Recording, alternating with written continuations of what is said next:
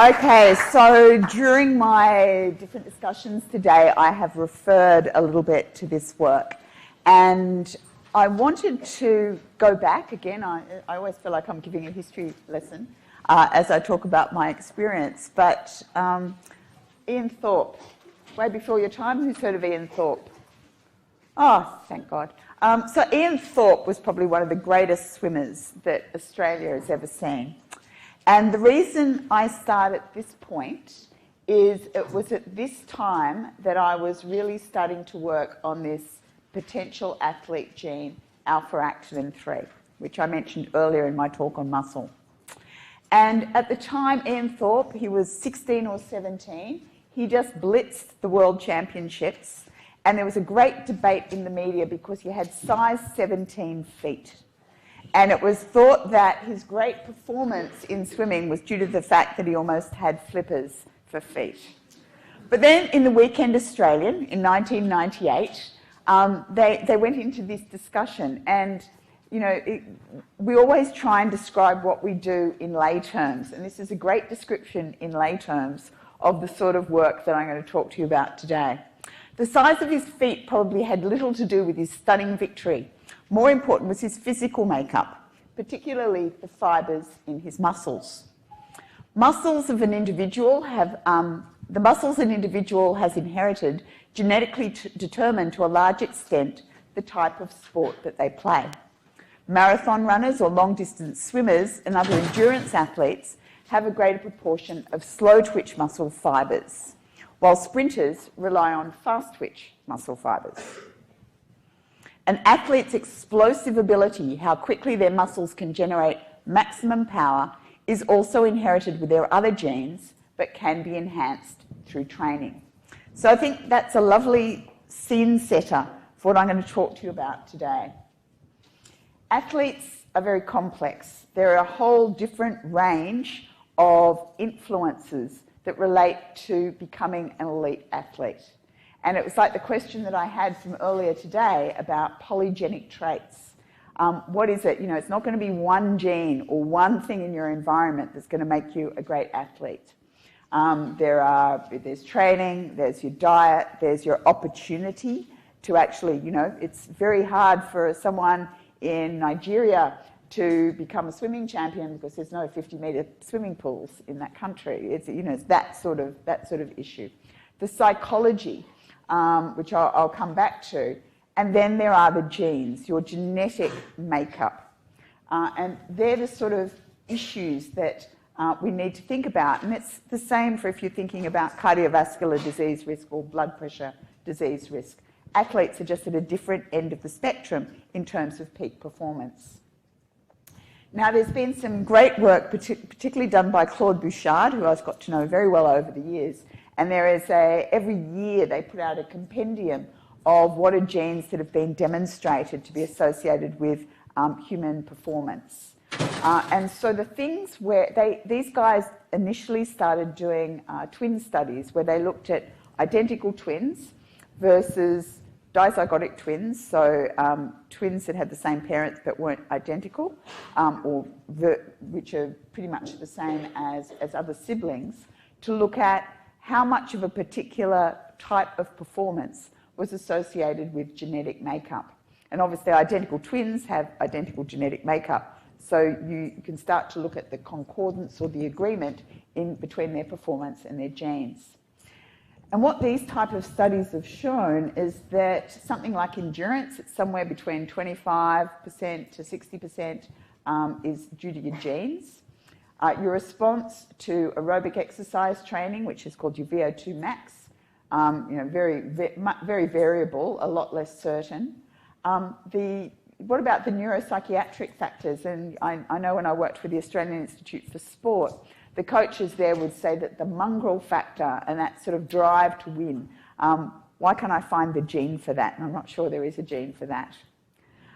From a musculoskeletal perspective, there is a really big influence from your genetic makeup on things like muscle mass, fibre type proportion, which is the relative proportions of those slow type 1 fibres versus the fast twitch type 2 fibres. the activity of the glycolytic, which are your sort of fast generation of energy, versus your oxidative enzymes, which are your slow, really underpin a lot of your slow energy production. About 50% is related to your genes. And the capacity to adapt to exercise training, around 60% genetic. So there are some people that can train and train and train, and it doesn't make much difference, where others can sort of do a little whiff of training and suddenly get better. And as I'm talking about this, what I find is that people start to think about how they respond to exercise, whether they're better as sprinters or they're better at endurance performance. And it's really, I think people can start to self-classify what they're like. Now, I talked a lot this morning about gene discovery and looking at genes. And there's, just to recap a number of the things that I talked about, is that many genes are found in different versions in the general population. Now, that relates to that fact that I gave you, is that we all have multiple differences in the sequence of our genes between each other. I think it was about 3 million, or about 1% of our entire genome. And that's what makes us different from each other. And it's why some of us are really, really good at some sports and some of us are quite hopeless. But it's that variation that we start to look at to work out what causes what. Secondly, different versions of a gene can influence normal variations in muscle performance and muscle strength. And what we do to determine those genes are what are known as genetic association studies. And basically, it's like looking at a group of elite sprint athletes versus a group of elite endurance athletes or the normal population to see what is different between them, to give you an idea of which genes are responsible. And we do exactly the same thing if we're looking for causes of diabetes. We'll look at a diabetic group versus a group of people without diabetes to see what the genetic differences are. So this isn't just applicable to sports performance, it's applicable to a lot of complex or polygenic traits, as we would call them. So I'm looking at an extreme of excellence, but I could equally look at a range of disease areas. So genes that have come up that have actually been shown to be associated with a variety of athletic performance states. The first one to be discovered for elite athlete status was angiotensin converting enzyme, but then it's alpha-actinin 3, which is what I'm going to talk about today, that has really shown very strong associations with both elite athlete status and skeletal muscle function. And so that's, I'm going to give you my story, which I said began with a bit of serendipity in terms of the study of alpha-actinin 3, how it's been associated with elite athletic performance and all the different work that we've needed to do with athletes, then trying to work out why it actually influences athletic performance, and really what that then means for how we apply that knowledge in sort of judging or predicting athletic performance. So I gave you a little bit of a primer on skeletal muscle. As I said to you this morning, I love skeletal muscle. And here is the tubular spaghetti I talked about. And you can see the muscle fibres end on, that cross-sectional cut of muscle fibre. This we saw pictures of this morning. This is the sarcomere, the individual part of a contracting part of a muscle fibre. And we've got the thin filaments that contain actin, the thick filaments that contain myosin, and then this Z line down here, which aligns those muscle fibres so that they're very orderly. And the main component of that Z line is the protein alpha-actinin. And alpha-actinin 3 is the one that I'm going to be talking to you about. And what the alpha-actinins do, there's two main ones in muscle, alpha-actinin 2 and alpha-actinin 3. They act as, they form dimers to cross-link the actin-thin filament so that you get that lovely regular muscle structure. And they're primarily initially thought to be a structural muscle protein. So just to repeat that there, this is showing us graphically how alpha-actinin sort of binds the actin. And what we know about alpha-actinins in skeletal muscle is that alpha-actinin 2 is actually expressed in all muscle fibres, the type 1 and the type 2 muscle fibres, the slow and the fast muscles. Whereas alpha-actinin 3, shown here, is only staining the fast muscle fibres, the ones that are responsible for power and sprint activity, and tend to use glycogen as their main fuel. So that's just showing a beautiful picture of individual muscle fibres, and the yellow staining is the alpha-actinin. So let's go back to Boston. So I was doing my genetics training in Boston, and then when I did my postdoc there, I was very interested in muscle because I was working in the lab that had just discovered dystrophin, which was the gene that was responsible for muscular dystrophy. And what we were doing was we started looking at proteins and genes that interacted with dystrophin, that was the major cause of Duchenne muscular dystrophy, on the premise that mutations or changes in the genes encoding those proteins might also be responsible for muscle disease. Just remember this morning I talked about LMOD3, and LMOD was a thing that nucleated actin thin filaments, and mutations in actin have been shown to cause Nemeline myopathy. So obviously we started to look at genes that were associated with the actin filament as potential things that could cause muscle disease like that. And so this was the same principle. It's really, you sort of start to look, starting with what you know, you look more broadly. Now this is Alan Beggs. He was a postdoc in that lab who taught me all my early knowledge about muscle. And what we did initially was I was characterising the normal expression of alpha-actinin 3. This is staining with fast myosin, which picks out all the fast muscle fibres, the ones responsible for sprint and power activity, that use glucose for energy. And you can see that alpha-actinin is only staining those ones. But what I then looked at was a whole series of patients with very early onset muscle disease or congenital muscular dystrophy. And what I found is that a subset of these patients, about 1 in 5, had no alpha-actinin 3 at all. So this is what's called immunohistochemistry, where you're using an antibody to stain a particular protein. This is what's called a Western blot, which is basically what you use. You pulverize the muscle and you run it on a gel so that you're splitting up the proteins based on their size, and then you stain that membrane to look at the size of the protein and how much is there. So this was a control, this was a patient, this was a control, this was a patient. And what you can see is that these are the patients that have no alpha-actinin 3. But they're all expressing fast myosin, so there are fast muscle fibres there. Is everyone following that? I just want to make sure I'm not getting too sciencey. Good. So this was fascinating. I thought, wow, maybe alpha-actinin 3 is associated with the muscle disease in these patients. Because why wouldn't I think that if you had a structural muscle protein that was missing, that could be the cause of these patients' disease? So that was an observation that I made while I was in Boston, and it was the project that I brought home to me when I was setting up my lab, my lab back in Australia. And so I set up my lab in 1996 in Australia. And what I did first of all was pull together a couple of hundred patients with a whole range of neuromuscular disorders. Because that's what we're actually very good in Australia, is collaborating and bringing together large cohorts of patients. And one of the questions I was asking of these patients was to look at those patients that lacked alpha-actinin 3, because I wanted to find out whether this was associated with disease. And so this is a family pedigree.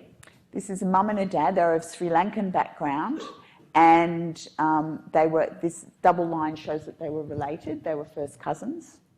And they had all of these children, and this boy had died of a severe muscle disease because of respiratory failure, and his brother also had the same disease, but then we had his brothers and his sisters, the round ones, were healthy. We looked at the biopsies, and fibre typing was normal. At that stage, there were only three genes that were known to be associated with any muscle disease, and they were all normal, but both of these boys we had their muscle biopsies and they were deficient in alpha-actinin 3. So what we then did was to go on and to sequence the alpha-actinin 3 gene to see if we could find a mistake in that gene that would stop that protein being produced. Now, this is 1997, which, as you know from this morning, was way before the first human genome was sequenced. So we were working very, very slowly at this time. It would take at least a week to sequence. This was a gene with 32 different exons, and we would be doing this by hand, one exon at a time, week by week. And what we eventually found in these two boys is that at this position in the gene, this is the position of the amino acids. So it's basically a series of amino acids make up a particular protein. Usually there is an arginine, an R, at position 577.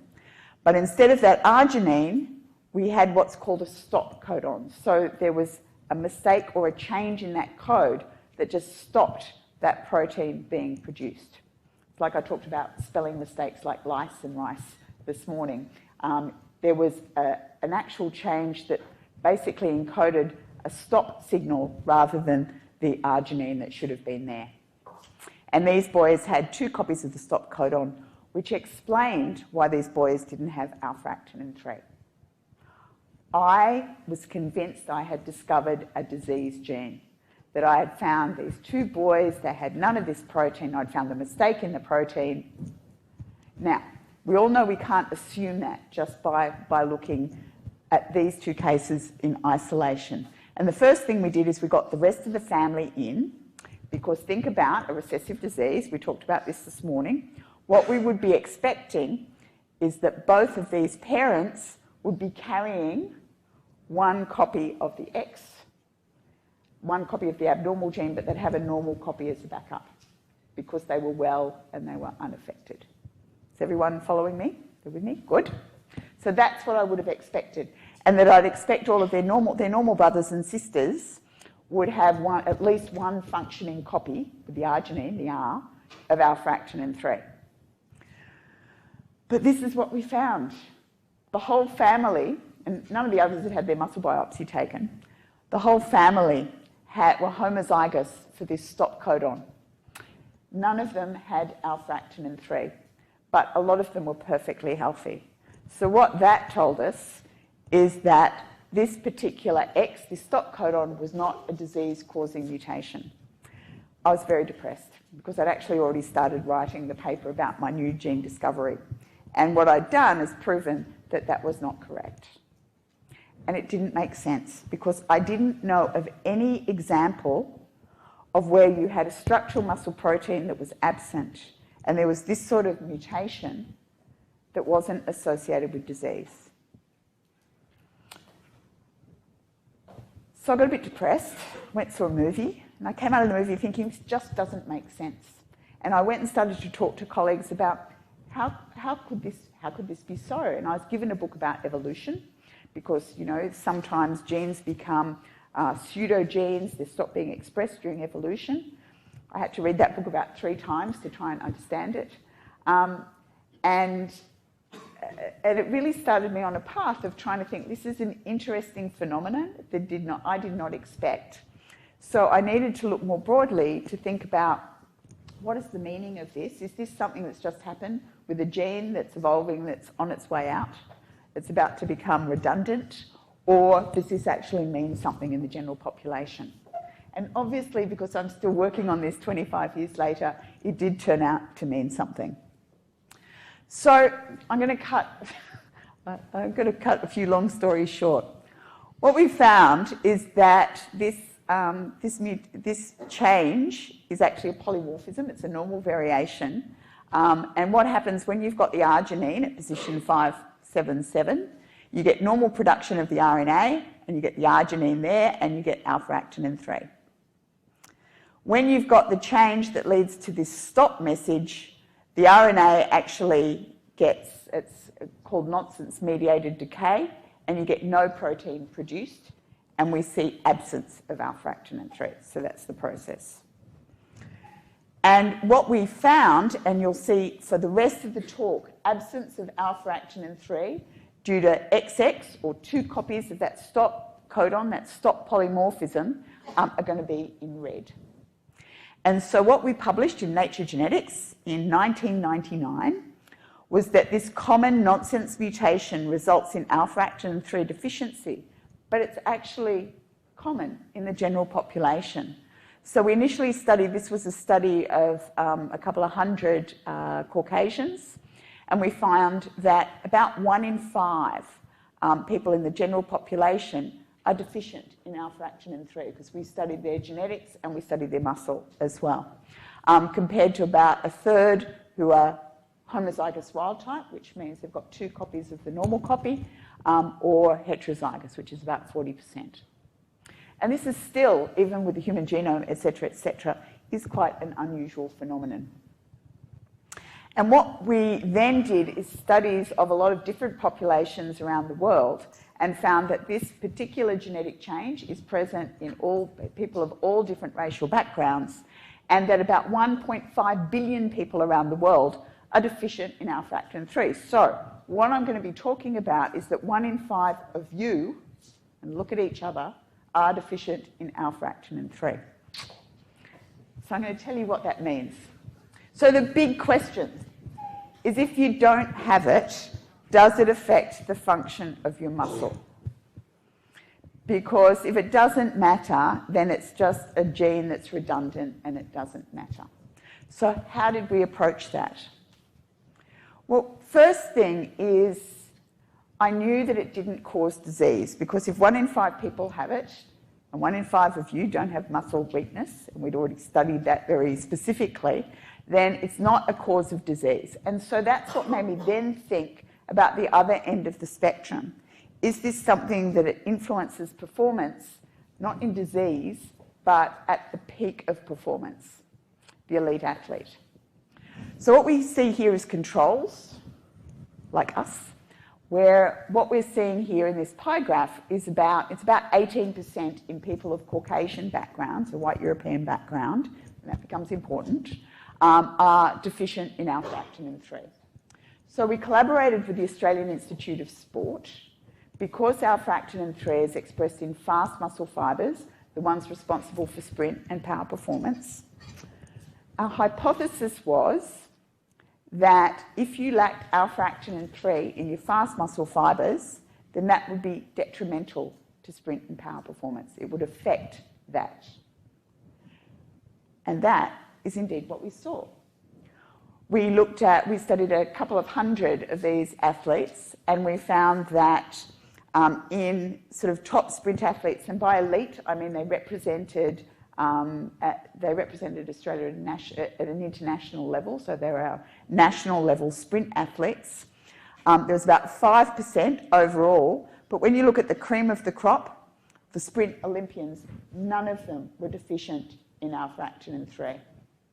Whereas then we did all this blinded, and we got the Institute for Sport to classify the athletes. When we looked at elite endurance athletes, what we found was that there was, it certainly wasn't as marked as this end of the spectrum, but that there was a slight overrepresentation of loss of alpha-actinin 3 in endurance athletes. So that we published then, and I must say we repeated this internally in the lab as we get batches of athletes coming through, and we saw this association. Because in science, finding something like this, you think, well, the first paper that comes out is going to say that this is rubbish. That often is what happens with association studies. And remember, I talked about association studies, how you compare, this is comparing, say, a group of sprint athletes with normal controls or with endurance athletes. But happily, what then came out as various people read this paper and then tried to look to reproduce our work, is there's this study came out, and it was 2 years later, and they actually looked at people in the general population and actually found that alpha-actinin 3 genotype was associated with differences in absolute strength. So that, and this was in women who were deficient in alpha-actinin 3, had strength within the normal range, but it was overall less than those that were expressing alpha-actinin 3. We then did a study in collaboration with some colleagues in Greece, and we looked at adolescent Greek boys and how they performed in different types of sporting activities. And what we found was that this is XX, this is the loss of alpha-actinin 3. It took them longer to run a specific distance compared to those that were homozygous and expressing alpha-actinin 3. So this was quite significant. So it meant that if you lacked alpha-actinin 3 in the general population, you tended to be a little bit weaker and you tended to be a little bit slower. So from 2005, over the next sort of multiple years, basically there have been lots and lots of studies around alpha-actinin 3 and elite athletes. And all of them have found, have agreed with our initial observations, and this is across a whole different range of backgrounds, that alpha-actinin 3 deficiency is detrimental to sprint performance. And this is the most solid, the most replicated, the most reliable of all the genes ever that have been associated with athletic performance to date. So far, in none of these studies has there been found to be an Olympic short sprint athlete, like a 100-metre sprint athlete, who's deficient in alpha-actinin 3. So this is about as reliable as it gets in athlete world. And then this, I quite like this, and this is really, I just wanted to show off this p-value, is then comparing from different regions, always with a control group of the same ethnic background, that there is an underrepresentation of alpha-actinin 3 deficiency in elite sprint athletes. But it's not zero, it's just looking at it from a population basis. So, for the first big question, does alpha-actinin 3 deficiency affect muscle function in humans? And that gets a big tick. So the next big question, which I'm just going to talk about very quickly, although it is one of my favourite areas of this whole thing, is why is alpha... Oh, no, I'm not. I'm going to come to that in a little while. I'm going to go back to Ian Thorpe first, before I go to why it's so common in humans. So we published that athlete study in 2003, and this is a now defunct news magazine called the Bulletin, which is very popular at the time. And this was the story with Ian Thorpe on the cover of the story that they did on our work, the champion gene of Australian scientists unlocking the key to sporting success. Remember when I talked about hype earlier today? When we get something that's new, this is really, really hype. And the story that was in this magazine was called Born to Run. And I would say that this is not the case. This is not what the evidence was telling us. But this is the sort of hype that comes along with making a discovery like this. And I must say this gets dug up every time that there is Olympics. I usually have to do interviews and get asked about gene doping usually. At around the same time, we worked with the Law Reform Commission because this was starting to use, well, what if you start to use genetic information to select athletes or to try and predict their performance? For that to be the case, it would be necessary to ensure that the information was reasonably reliable and relevant. If not, it would be possible to argue that the information was being used to discriminate unlawfully. So they're very important words, reliable and relevant. So, was all of that data related to alpha-actinin 3 reliable and relevant? So, what we have shown, and it's been replicated, is that if you lack alpha-actinin 3, then you're less likely to excel at an elite level in a 100-metre sprint. You're unlikely to make the Olympic final in the 100-metre sprint. But that's probably the degree of its positive predictive value, because there are still lots of elite sprint athletes that do not express alpha-actinin 3, but they just tend to be better at longer distances. Alpha-actinin 3 genotype indicates a genetic predisposition for whether you're going to be better at being a sprinter or an endurance athlete. It's whether you're sort of going to be more one or the other. But it's probably just one of many, many genetic factors that are determining that. And it's not predictive for the individual. It's predictive at a population level. So there's no evidence that it's a good predictor of performance in sports requiring more than just physical strength. So is everyone getting the subtleties of this? This is really, really cool. This is the best sports gene of all, but it's really not telling us anything that's of great use. But that didn't stop a company from, offering a test of your genetic sports advantage. And actually, if you read the pamphlet, they do summarise the research accurately. They just suggest that you should be making decisions based on that. But it's really, I don't think it's if you want to know whether someone is going to be good at running, it's probably better to just get them to run. And it is not shown that the genetic test is going to give you any more information than what would be that person's actual performance. So I think that I think it's very important, and it goes to the same thing when people are asking me about polygenic risk for things like cardiovascular disease and hypertension. They're still in this grey zone of not being that relevant for the individual. So just thinking about the future then, we're certainly not going to be going down like designer athletes, and we're talking about designer babies this morning. Gene doping, I'm going to get to. But I think that this teaches us that for those complex or polygenic things that involve multiple genes plus environment, the effect of any one gene in isolation is likely to be small. And that's actually proven true, very true for things like height.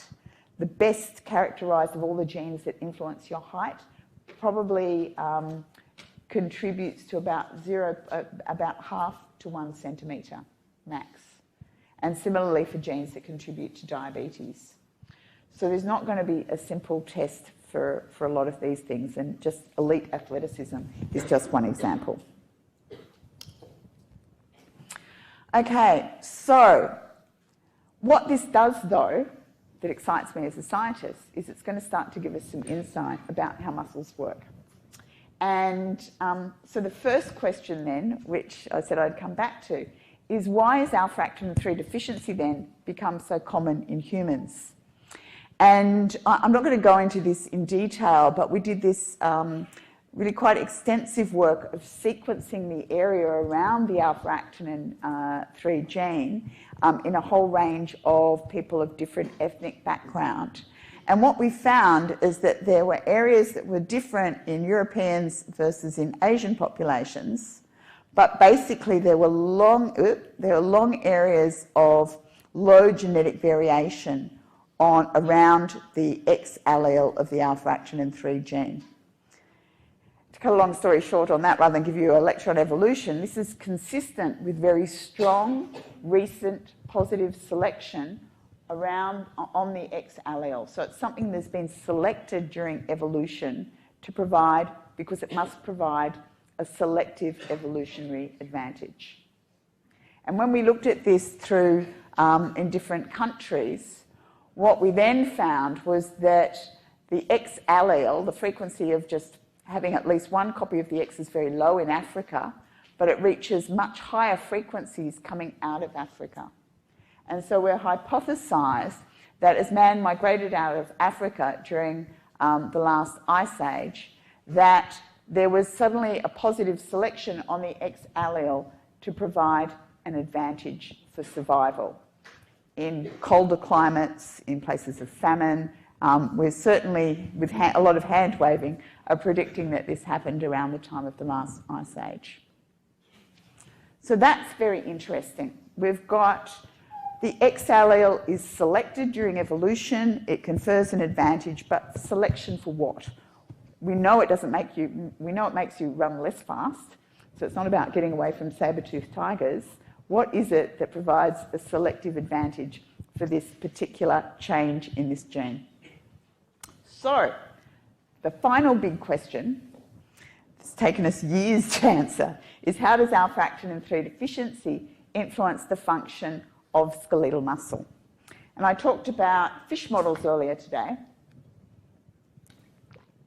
but what we've done a lot of work on, because we want to look at things that we can run on treadmills and we can look at their strengths, and so we made the alpha-actinin 3 knockout mouse so that we could start to study what was happening in alpha-actinin 3 deficient muscle. So I told you if you looked at each other around the room trying to work out which of you didn't express alpha-actinin 3, you'll see that these two little guys, you can't see a difference between them. And when you look at their muscle right on the electron microscopy at a very high level, you can't see a difference between the muscle. It's because it's not causing disease, it's not causing a problem. This is showing the staining. This is in wild type. Wild type just means normal. And this is alpha-actinin 3 in the mouse and alpha-actinin 2, which is a closely related isoform encoded by a different gene. Knockout, we've stopped it expressing alpha-actinin 3, but what happens, and this is showing in the wild type, the normal expresses alpha-actinin 3, the knockout doesn't. It's the name of two different muscles.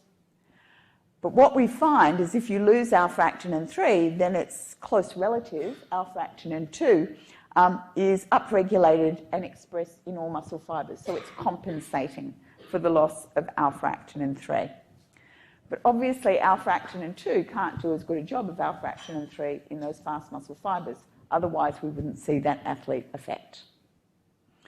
So when we then look at knockout humans, they also have alpha-actinin 2 in all of their muscle fibres. So all that means is that this mouse model is a really good way. It's mimicking what happens in humans. So it's a good way of trying to study and work out what is happening in humans. So going back to this question, we actually turn this question around. Why is alpha-actinin 3 deficiency detrimental to sprint performance but advantageous to endurance performance?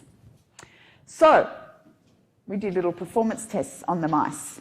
Now this is called whole body strength, when the mice grab on and we pull them and they pull. And what we found, now remember that thing I showed you of that early study in the mouse, of the early study in the humans, is that what we found is these mice, their whole body strength, and this is the knockout without alpha-actinin 3, their strength was within the normal limits for the strain, but it was significantly less than the wild type or the normal mice that have alpha-actinin 3. So do you remember that? That was the first human study that came out, was showing that they weren't quite as strong. Then the next thing we did is we looked at their endurance performance. And so we encouraged the mice to run as far as they could before they got very, very tired. And what we found is that the alpha-actinin 3, the knockout mice without alpha-actinin 3, could run longer before they tired out. So the mice are weaker, but they can run for longer. This mimics what we've seen in humans. It's saying that they're not as strong, but they're better in endurance. So it's a great model to then look and work out what's happening. Now, back to muscle 101. We've talked a little bit about this. We know that alpha-actinin 3 is expressed in the fast muscle fibres that are responsible for sprint and strength performance. So what we then did is we compared what are the differences that are affecting fast muscle fibres in muscles with and without alpha-actinin 3. We've looked at their sprint and strength and force and fatigue, and then we'll look at the metabolism. So we're really trying to see what happens when alpha-actinin 3 is lost from those very fast fibres that use glucose for energy. So we did a lot of physiological studies on the muscle to see how strong the contraction was, how quickly it contracted, and how quickly it fatigued and recovered. And to cut a long story short, what we found, the dotted line is knockouts, basically meaning that if you stimulate it to contract, the knockouts, the ones without alpha-actinin 3, took longer to get back to baseline, which is where they had to get to be able to twitch again. So if you think about it, you've got to relax, then you twitch again, relax. If you're taking longer, you're not going to be able to twitch your muscle as quickly. And you need to be able to have rapid, repetitive muscle contractions for sprint performance. We then looked at if you stimulated them so they fatigue and then let them recover, what we see is the dotted line, deficiency in alpha-actinin 3, recovers more quickly. And so that will be good for endurance performance. We then looked at metabolism, and fast muscle fibres rely on glucose or anaerobic metabolism versus slow muscle fibres, that rely on oxygen or aerobic metabolism. And what we found is that, this is metabolism 101, is that in that we're then looking to see at the oxidative enzyme levels within wild types and knockouts. We were talking about surprises in science, and we also talked about how science isn't, you're suddenly going to make a big discovery and say eureka, and that it happens like that. It doesn't. This takes years.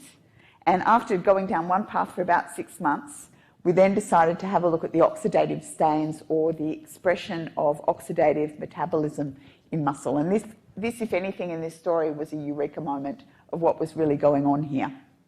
These are whole quadriceps muscles from the wild type or normal that are stained with oxidative enzymes.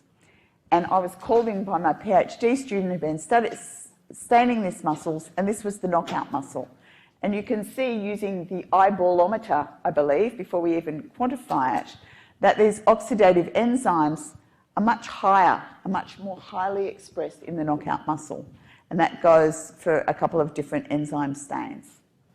So we've got fast muscle fibres that are actually not using glucose, they're using oxygen for their metabolism. They're behaving a lot more like slow muscle fibres.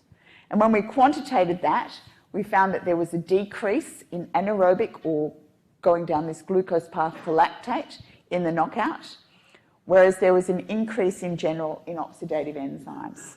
And we did that in a lot more detail, looking at a whole different range of muscle enzymes, which I won't go through, but basically that all agreed and pointed towards that story, that you're actually seeing a difference in how this muscle is using glucose for energy. And it's switching much more towards a slow muscle phenotype. So again, you go back to what you know, and we put together, we can do this almost bioinformatically now, but we put together a list of all the things that the alpha-actinins were known to interact with in muscle. And that included thin filament proteins, remember that's where we started, but we then focused on signalling proteins, but metabolic proteins is the one I want to just let you know about here. And one of the proteins it interacted with is glycogen phosphorylase, which is a very well-known protein in biology world because it is the protein that breaks down glycogen into glucose within the muscle. And what we found in alpha-actinin knockout muscle was that the glycogen was markedly increased, and the activity of, so it's markedly increased, but the activity of glycogen phosphorylase, the enzyme that breaks down glycogen into glucose, was 20% of wild type, markedly decreased in activity in the knockout mouse model. We hypothesised at the end of this particular paper, where are we up to? 2010. We hypothesised at the end of this particular paper that since alpha-actinin 3 was expressed at the Z line of muscle and glycogen phosphorylase is expressed at the Z line of muscle, then what was happening is maybe a change of conformation in the muscle so that the glycogen phosphorylase was in some sort of format, so its activity was decreased. It was very hand-wavy, but that's how we ended this paper, because we didn't have the technology to be able to show that. But more recently, now we've got super high-res microscopy, what we've been able to do is then to start to look at a very high resolution. This is the staining of glycogen phosphorylase. This is staining alpha-actinin, which you, of course, now remember, stains the Z line of muscle. What we see in glycogen phosphorylase is that it's staining not just the Z line, but it's also staining what's called this A band, the overlap of actin and myosin. So you can see that. But what we could then do is now look at that in the alpha-actinin 3 knockout mouse. And what we find, I think this is beautiful, is that you lose that A band or that additional expression. So you've got a change of localization of glycogen phosphorylase when you lose alpha-actinin 3. So you can see the difference between the two. So that initial hypothesis that we had, that you're changing the localization of this protein, which in turn changes the activity of a very important enzyme in how you burn glucose, is true. I think this is very exciting. I'm probably the only person in the room, but I think this is a thing of beauty. So, what the knockout mouse then, just up to this point, has given us is this insight into how the presence or absence of alpha-actinin 3 is affecting your performance as athletes or the performance of elite athletes. Because we've got fast fibres that have slow muscle characteristics that would be detrimental to sprint and power activity, and that this is related to how you burn glucose for energy. So the question then is, it's sort of the things that we're seeing in the muscle mimic what you see in muscle happening after endurance training, because if you do endurance training, your muscles take on slower characteristics and they tend to not burn glucose, they tend to burn oxygen, which is a lot more efficient.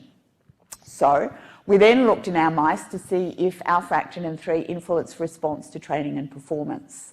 And we had our mice going through, this is a poor PhD student, training mice with treadmill running 5 days a week. They ran 1.5 kilometres a day. And then we endurance test them after training to see whether there was a difference between those that had or didn't have alpha-actinin 3. And what we found is wild type, normal, if you train them like that, they run twice as far. But if you're alpha-actinin 3 deficient, you'd actually run over 3 times as fast. So you actually had a greater improvement in your endurance performance.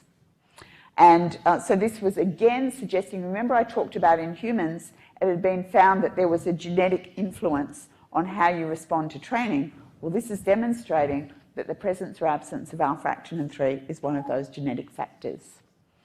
I'm not going to go into this, but we've done a whole heap of work that's then looking at how this is also influencing calcium and calcineurin signalling in muscle. So it's not just the glucose effect, but it's also affecting calcium in muscle, but I won't go into that in detail.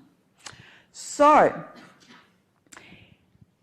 we've got to a point where we see that alpha-actinin 3, the presence or absence, is influencing the elite athlete at that very extreme of performance. We're seeing it in the general population of humans and in mice. But then the clinician in me is then thinking, well, if it's influencing how muscle is at baseline, is it then influencing severity of disease? Is it a disease modifier? And that's certainly a question that we then wanted to address. Remember, we'd started with patients with disease, but found it wasn't a disease gene, but does it influence the severity of disease? And so to do this, we looked at patients with Duchenne muscular dystrophy, which is the absence of dystrophin, leads to a recurrent damage to muscle so that it gets replaced by fibrous connective tissue. And we initially looked at Duchenne muscular, I initially looked at alpha-actinin because it interacted with the dystrophin protein. Now, what we know about this disease is that there's a wide range in the onset and severity and response to treatment. And it's been queried that that's due to genetic background of the patient.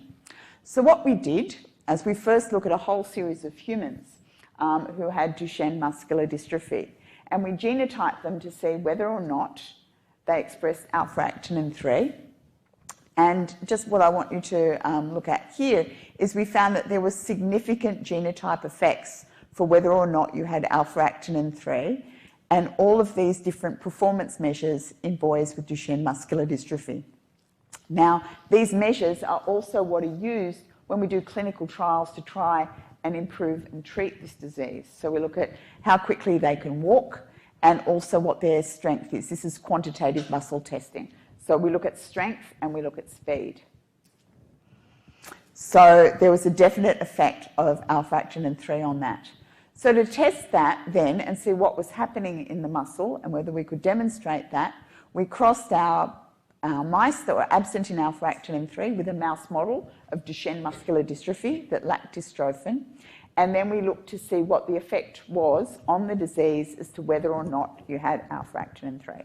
You can't do this in fish, obviously. What we found is that the double knockout mice, so those that lacked both dystrophin versus those that lacked dystrophin and alpha-actinin 3, then in actual fact, the lack of alpha-actinin 3 protected the muscle against damage. So they actually did better. They had a less trajectory of developing muscle weakness and muscle damage. And that's actually incredibly important when you start looking at patients, because millions and millions and millions of dollars are getting spent on putting our patients with Duchenne muscular dystrophy through clinical trials to try and improve their muscle function. And here we have a genetic modifier that's going to, at the baseline, mean that different patients have different rates of progression. So knowing this is quite important, so now we can look at and predict that on the genetic background of not having alpha-actinin 3, they're going to deteriorate less quickly than if they did have alpha-actinin 3. And that actually changes, it dramatically reduces the cost of clinical trials because it makes the assessment of progression much more accurate. And this is a paper we published a couple of years ago. But also what it's done, because we've done further work to understand why loss of alpha-actinin 3 is protective, is that it's starting to give us some targets for therapy to improve the outcome in patients with this disorder. And calcineurin is a therapeutic target. And we're working with some drug companies then on how we apply this knowledge in this patient group. And finally, what about gene doping? Every time I've done an interview about alpha-actinin 3, which at least happens once every 4 years when the Olympics come up and they're interested in genes in athletes, I get asked about, well, if we know that loss of alpha-actinin 3 is detrimental to sprint performance, why don't we just give everybody alpha-actinin 3? Now, that's completely disregarding how hard it is to give gene therapy and the fact that we know that lots of people without alpha-actinin 3 really excel at sport. They're just not so great at 100 metres. But still, that question get asked. And so we've recently published a paper that's actually looked, this is wild-type muscle, and then this is wild-type muscle where we've added in extra, we've doped the mice, we've added in extra alpha-actinin 3. And what we've actually, and this is showing that we've now got these mice expressing increased alpha-actinin 3. And what we actually find is that you see all this increased green and rubbish in between the muscle fibres is all fibrous scar tissue.